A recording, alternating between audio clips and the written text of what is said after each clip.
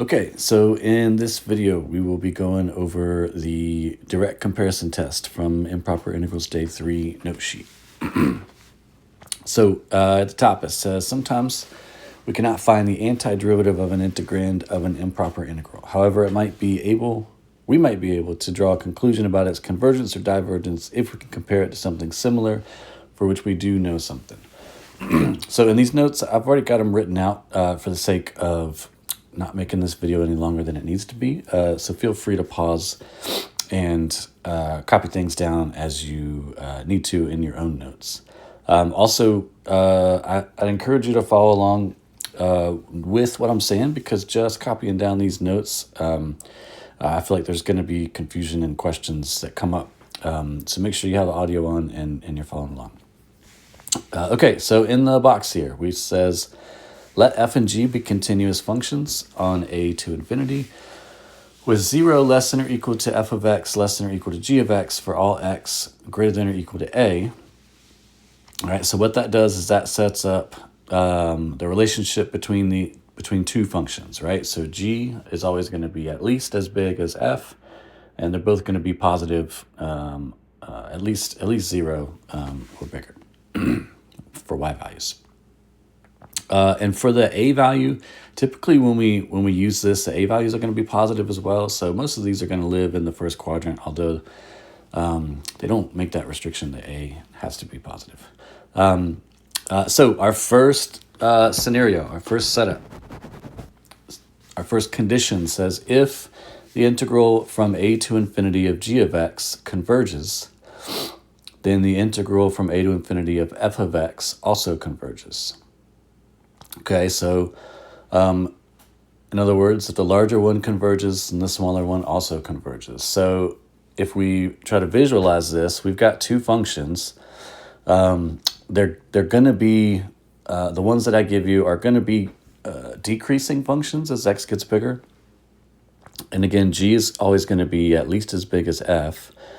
So if the upper one converges, then that essentially forces a smaller one to converge as well, is what the first condition says. All right, the second one says if the integral from a to infinity of f of x diverges, then the integral from a to infinity of g of x also diverges. Okay, so if the smaller one diverges, then the larger one also has to. All right, again, the smaller function f, if it diverges, then there's no way that g can converge, right? If it's always the same or bigger for any y value.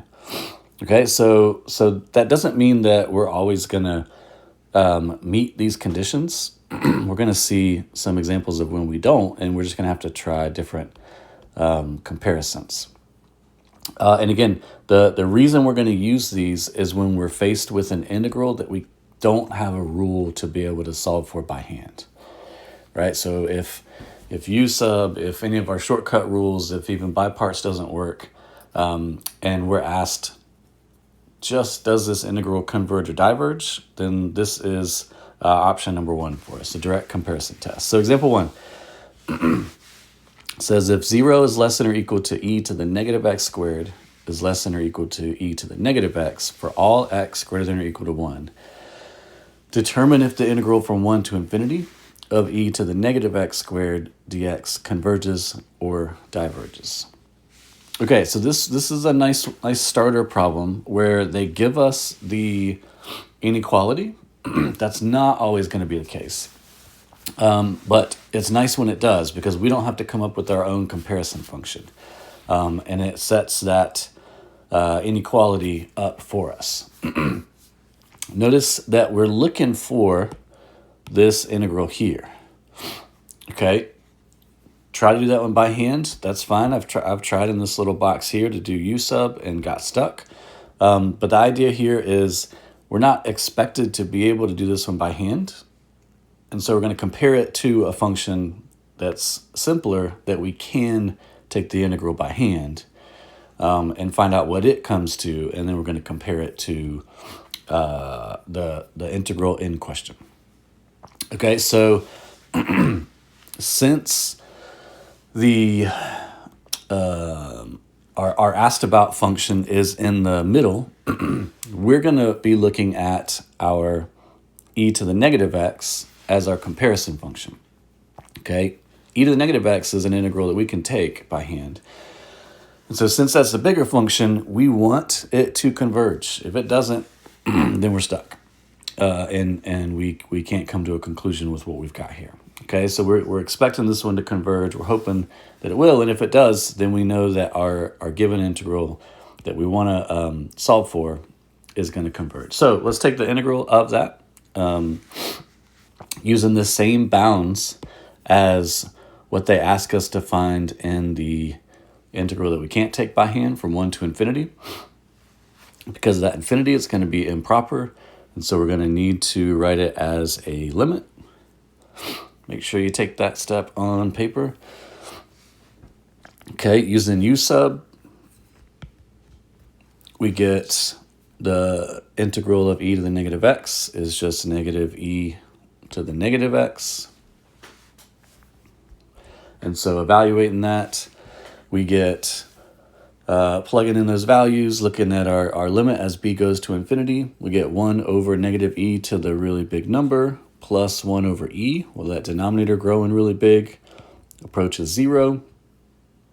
And then the 1 over e is just sitting over there by itself. So that integral becomes 1 over e. And so that tells us that it converges. If it goes to that finite number, like we've been doing with improper integrals, then that converges. Now, be careful.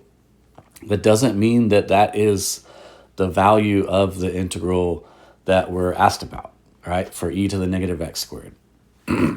What that means is that our integral is also going to converge, and we don't actually need to find the value of it.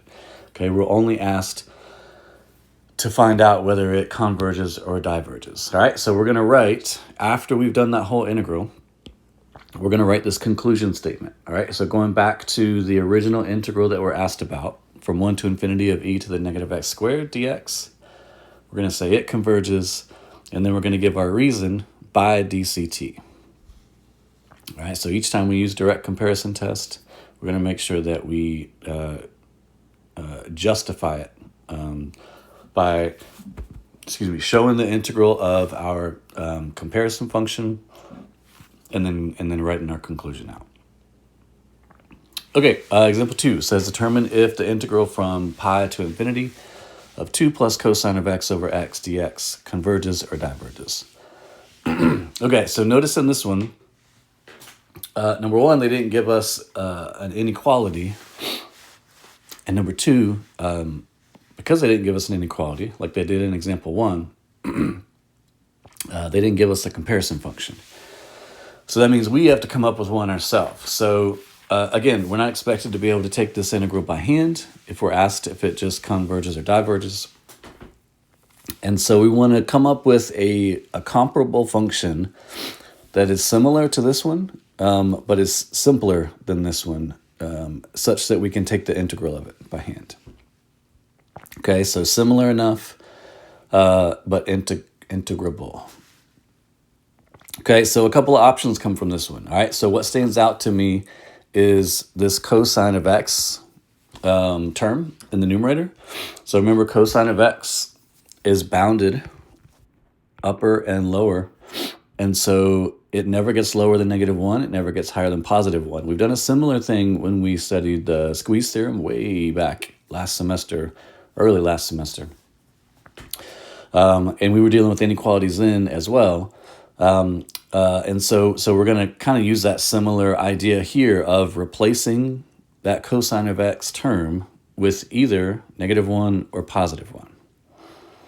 Okay, if we use +1, then that's going to be the most that it can be. It's in the numerator, and so that means 2 plus the most cosine of x can be, which is 1, would give you 3.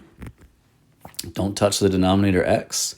That means 3 of x would have to be at least as big as our given function at any given x from pi to infinity. So if we try that, okay, which is what I did here, then that's the upper, just like in the last one. That's that g of x, our comp function, so we want that to converge. Okay, so I've gone through the integral using the same bounds from pi to infinity on 3 over x here, and came out to be divergent.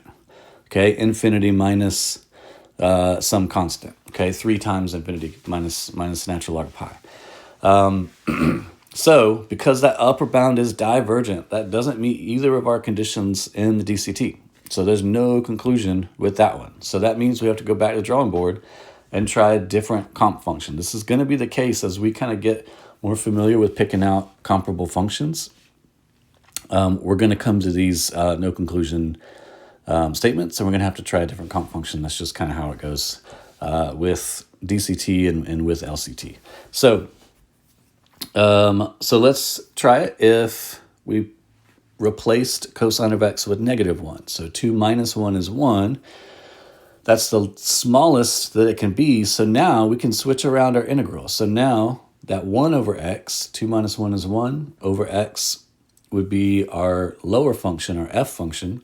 And then our given function that we're trying to find the integral of is our upper. So now we want our lower function f, going back up here, we want the smaller one to diverge. Then that forces, or that implies that the bigger one is also going to diverge. Because that's only a change of constants in the numerator. And we just took that integral with 3 over x, which is the same as 1 over x, just factoring out of 3. Then we don't have to redo that integral. We know that that is going to be divergent.